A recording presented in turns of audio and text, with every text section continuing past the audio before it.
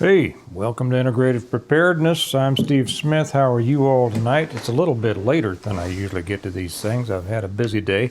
I just put up one, however, over on Patreon for the folks over there about choosing a handgun for beginners. So if that's you, if that's of interest to you,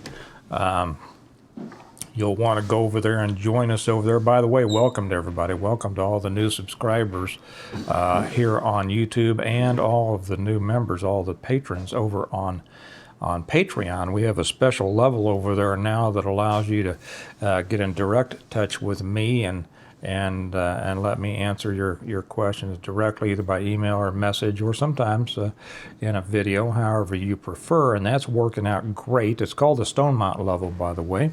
And welcome to all you Stonemonters.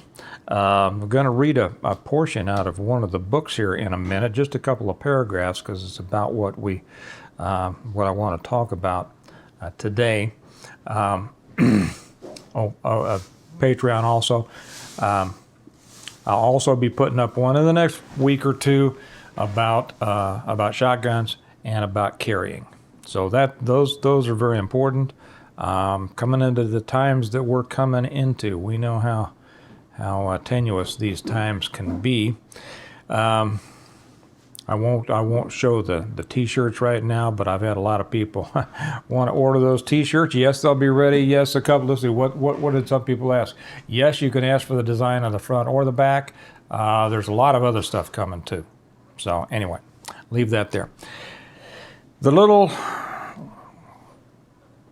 high-heeled dancing leather boy leader of Ukraine now says that, at least this is the word, okay, I don't know, I don't speak Ukrainian, but the word is that he has asked us, or NATO, or the West, to do a first strike against Russia, to show them how serious we are and how serious it would be if they tried to use tactical nukes. Well, and like I say, I can't swear to that, but it doesn't matter because things are getting much more dangerous every day. We've got fools and idiots leading us, and we have manipulators leading others, and that never comes out well. And I think that our people are bound and determined. Our so-called leaders. I think those who somehow rose to the ignorance of the American voter to gain those spots of leadership are bound and determined for a war, and if they're bound and determined for it, there's nothing we can do to stop it, and we have to prepare for it.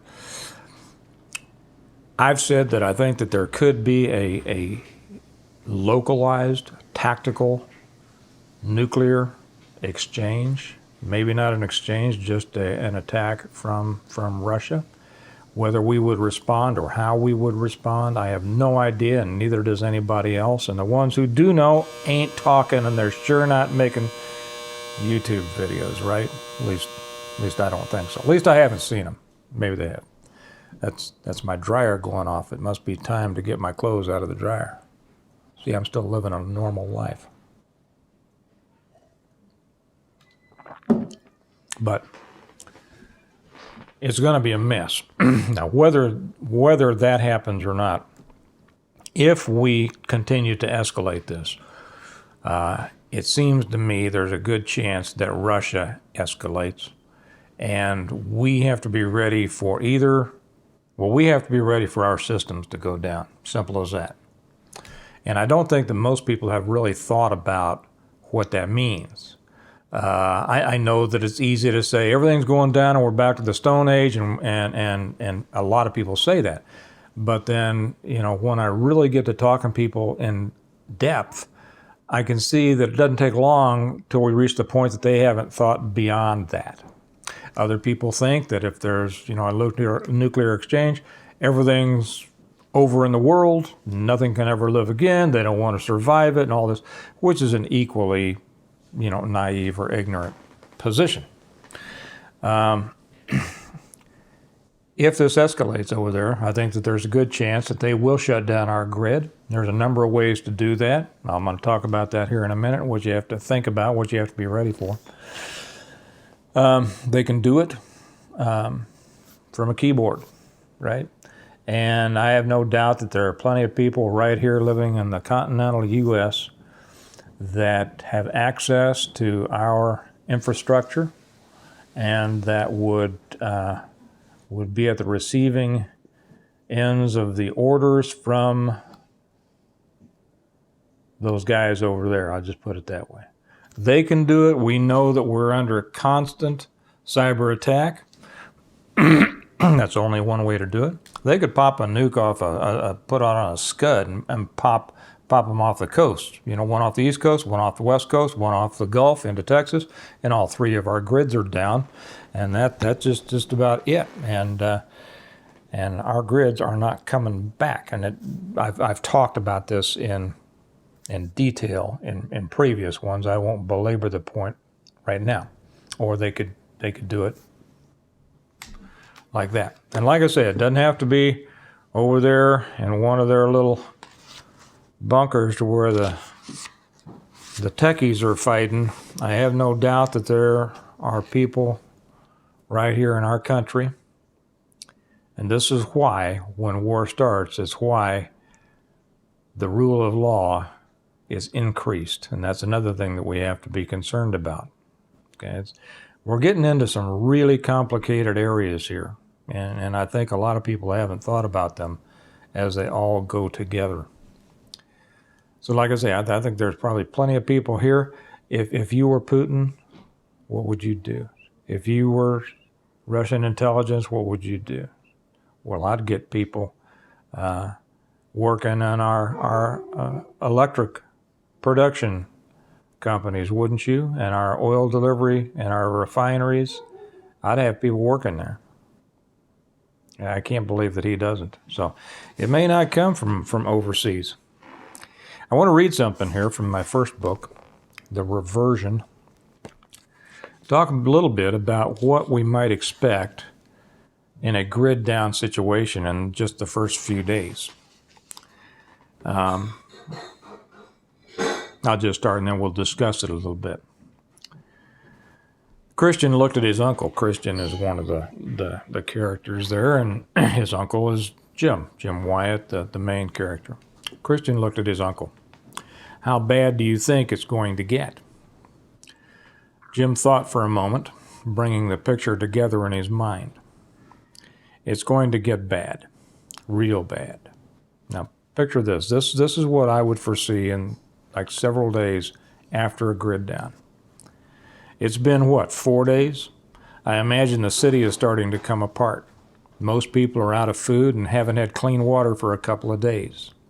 People are already starting to die of dehydration but don't know it yet. Some may be headed to the creeks and rivers, but most won't know how to process it to drink. They'll start dying of intestinal problems and starvation. Some who don't already kill for fun or profit will be killing for food and water. Kids and old people will be among the most vulnerable. Some will be abandoned, and some will be the cause of death for those trying to take care of them. There's no police, no fire protection, no ambulance service, no light at night, and no government help coming. It's already bad, and it's going to get worse. Christian was quiet for a moment. You've really thought about this, haven't you? Jim nodded slowly. I have. What about the suburbs? Asked Christian. Jim gave a small shrug. Things will be a bit better there, I think, at least for a while. Most people in the suburbs tend to be more prepared than those in the city. They don't live so much day to day. They are better educated, possess better social and coping skills, are generally in better health. Plus, they have a much higher percentage of intact families with fathers present, and more integrated support groups, like churches, school organizations, and the like. They're not so dependent on government and social services, but they'll run out of food and water pretty soon too, except for the preppers, who will soon stick out like a sore thumb because they're not suffering like the rest. Then their friends and neighbors will start coming to them for help, and they'll have to decide whether to help or not. If they try to help, they'll soon be starving with the rest unless they have enough stockpile to feed everyone they know, everyone who knows everyone they know, and everyone who just happens to come by. If they decide against helping, they're going to have to defend themselves against everyone who comes for their stuff. That means probably having to kill some people, maybe a lot of people, all while other people are trying to kill them for their food. Of course, they can try to leave, but if they don't have a place to go or a way to carry enough supplies, they're in the same boat as the rest of the refugees. He turned and, okay, it's going to be bad. That kind of sums up. Now, I didn't talk there about what might happen in the smaller towns and the rural areas. To an extent, some will be better off and some won't be. And that's a whole nother story. Every time I make a video about, and probably other video creators do this too, I don't know. But every time I make a video about things like this, I will get people coming on and saying, all your preps are useless, don't you know, blah, blah, blah, whatever, you know. Or the other way. And I'm constantly amazed at how limited so many are in what they've thought about, or how far down the road they've gone with their preparedness, you know, such as, well, you can stock everything in the world, but then people are just going to come get it, as if we haven't thought about that, right? Oh my gosh, I didn't think about that. Well, if you've been at this for a while, you know that after plan A, B, and C come D, E, F, you know, through Z. Until you've got it all of the and what ifs and what next, you're not really prepared. Now, can anybody reach that point? I'm not going to talk about that, because that's just another one of those things that people can talk in circles. And what we want to address here is the fact that if the grid goes down, and we're not into the worst part of the year yet, but we're getting there. If the grid goes down, what it's going to look like in this country is beyond most people's ability to imagine. And most will suffer greatly. The vast majority. You know, the EMP Commission told us that they think that 90% of the people will die in the affected area in the first 12 months. You know, violent starvation, bad water, injuries, sickness, all sorts of things. I don't doubt that a bit. What it's going to be like for the others, I write extensively, and that's why I get the biggest kick out of when people come on and make a comment like, well, but haven't you thought? Don't you realize? Haven't you thought? And I think, don't you realize I've written 5 books? Do you realize how much thought goes into 5 stinking books on preparing for, surviving, and rebuilding after an EMP, after a worldwide CME? You see, there is so much more than the average person even begins to understand. Why do I get into this? Because for years and years, I kept thinking, and then what, and then what, and then what? If you haven't read the books, you should. But the horrors of what would happen after a grid down, because it's not coming back for a long time. Now, if our major transformers get fried here, it's not coming back until we totally reinvent production. You know, we won't lose the knowledge, but we won't have the hardware to build back up. And do you think the rest of the world is going to rush in to help us? It takes up to a year to replace one transformer that goes down. We got 2,000. And if only a dozen go down, pretty much it would almost be the same as the whole thing going down because of cascading effects and the effects on the population. How horrible it would be beyond the average person's ability to understand, to even imagine. But that's why we prepare. It's why we should be involved, at least to a degree, in politics. But I know a lot of people here just think that, you shouldn't be involved in politics at all, and certainly not my job to force people to be involved in things they don't want to be. But I don't think that most people have any idea how horrible it would be. And as such, most people don't have any idea how prepared you have to be. You have to be prepared to provide for all of your needs from now to here on out. Here on out. Till when? When are they coming to save us? They're not. They're not coming to save us. Nobody's coming to save us. It's you and your friends and your family.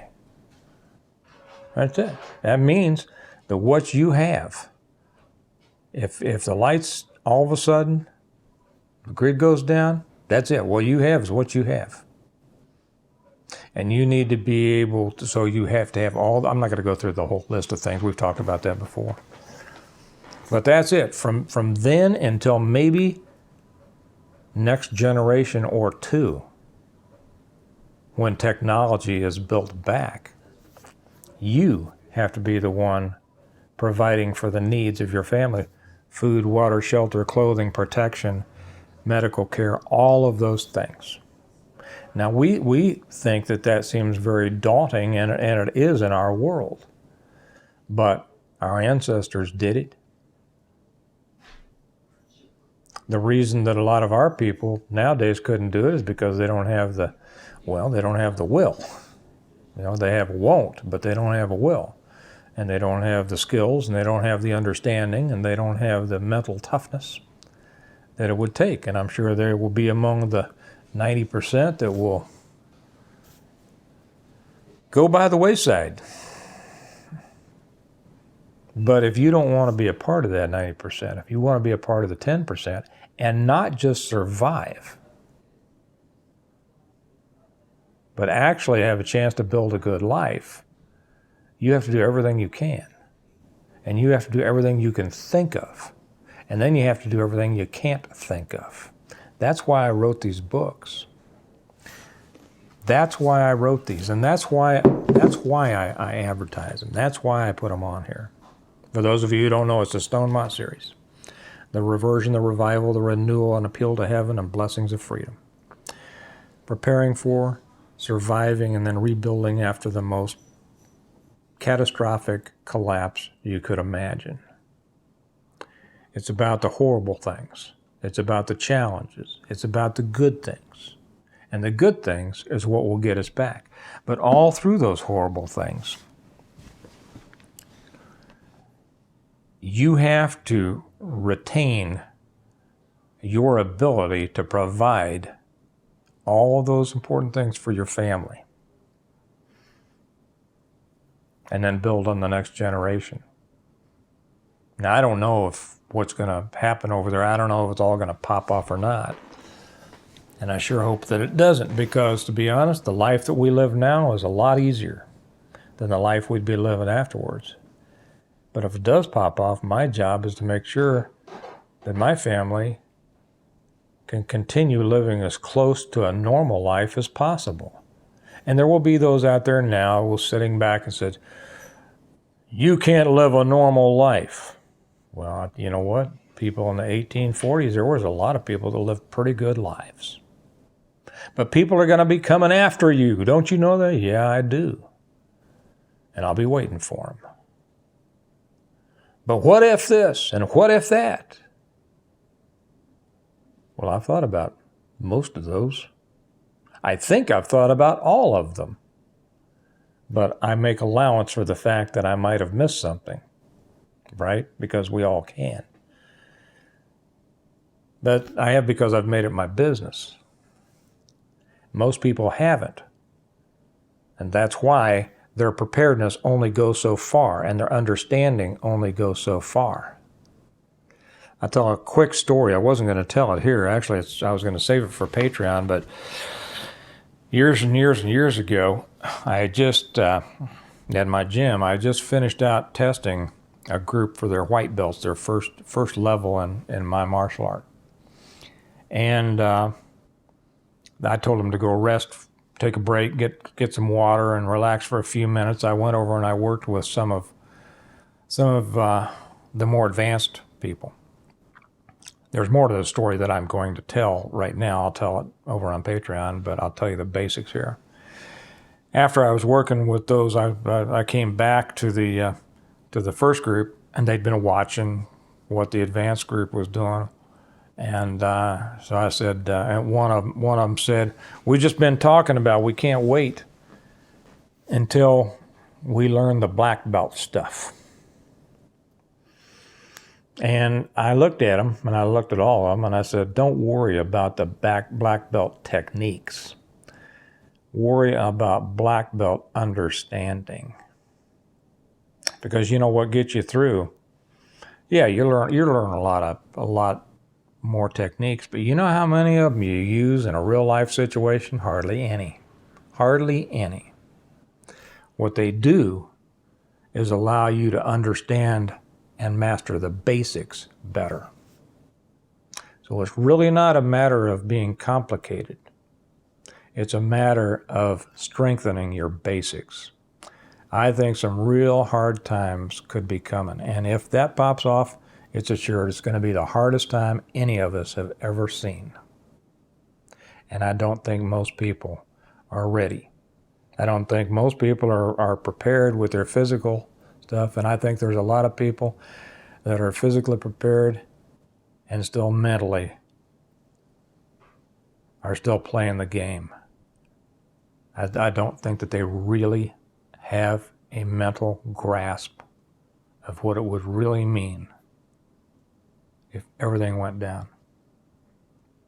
Anyway, I encourage you to play some of those mental games. Think about it. Get down make it just as bad as you can imagine. And then see what you would do in that situation. And try to find where your weaknesses are. And then try to fill them, strengthen them. Okay? All right. I wish that everybody out there would read the Stonemont series. Not just because I'm trying to sell books, but so that they would be prepared. So that they would understand how multifaceted, omnifaceted a collapse would be. Of the many things you have to be prepared, but at the bottom of it are the basics. So there it is again. Stonemont series. The way you get them is right down here. Below in the information section. How to get them from Amazon, either from paperback or in Kindle, or you can get autographed copies from me, as long as the grid's up. You can get autographed copies from me. There's an address there. There's also a place to order the t-shirts if you would like. I'm not going to start advertising the t-shirts a lot until the website's ready, if the grid's up. And then they'll be on a website that you can take a look at them, or you can go back a couple of videos and see which ones we have. Also, the link on how to get over to us on Patreon. And if you've been thinking about it, I suggest you do it, because when we get to talking about especially guns, which I won't put on YouTube, it's information that could be very, very important for you in the very near future. So you all have a good day. Start being serious if you're not. And for those of you who are serious, see if there's any more room up there to get a little bit more serious, okay? Because these people are nuts. These people running our world are crazy. and we're going to be the recipient of their idiocy. So remember, like we say, we prepare well today in order to live well tomorrow, and we're going to live as well tomorrow as we prepare for today. So you all have a good night, and I'll talk to you later. Bye-bye.